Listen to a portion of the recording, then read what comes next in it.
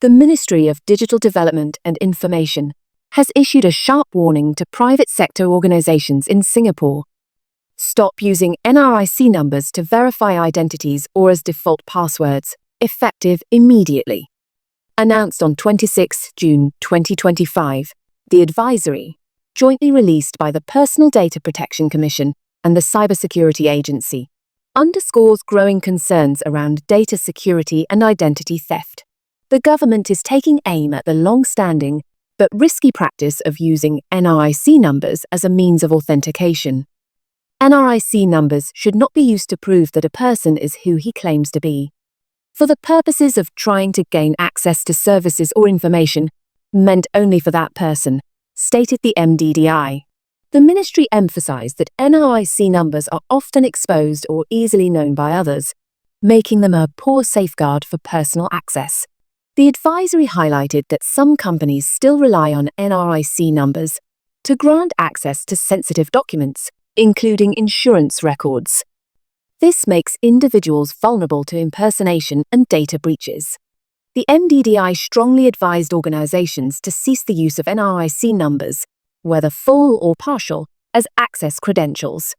It also flagged the practice of embedding NRIC numbers as default passwords in email-protected documents, especially when combined with publicly known personal information such as birth dates, as particularly unsafe.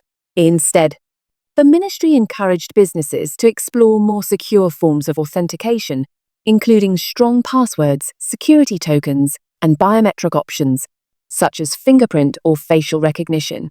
In the coming months, new sector-specific guidance will be issued for regulated industries, such as finance, healthcare, and telecommunications. This is part of a wider initiative that began in January 2025 to enforce more responsible use of NRIC data across the private sector. At the time, Minister for Digital Development and Information Josephine Teo called for a complete stop to the use of NRIC numbers as authentication methods.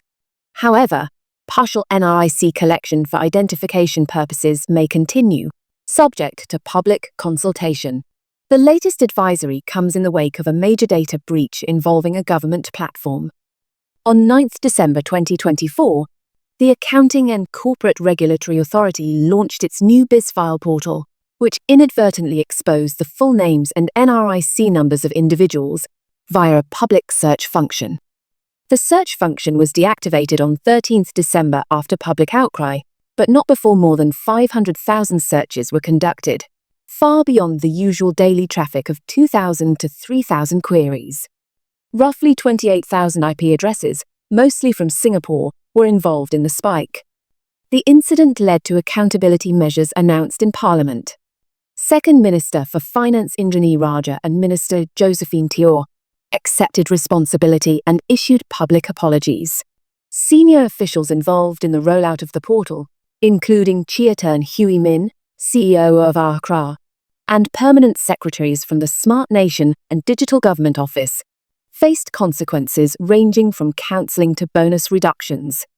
Former Senior Minister Teo Chee Heen noted that the internal review was not a formal disciplinary process, with any such actions left to the respective public agencies.